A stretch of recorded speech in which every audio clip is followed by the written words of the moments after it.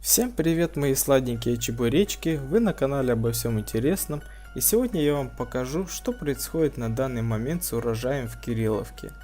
В селе все с предвкушением ждут фруктовых плодов с деревьев, но пару дней назад в село ворвался сильный ветер. Сколько метров в секунду точно вам не скажу, врать не буду, но поверьте, его достаточно, чтобы поскидывать с деревьев черешню, сливу и даже всеми любимый абрикос, который из-за апрельских морозов и сильных ветров часто и густо совсем не родит, и то, чтобы его было много на дереве, достаточно редкое явление. В этом году абрикоса достаточно много, он отцвел, пчелка его опылила, в общем-то говоря, все и шло хорошо, но до определенного времени, пока не пришел он.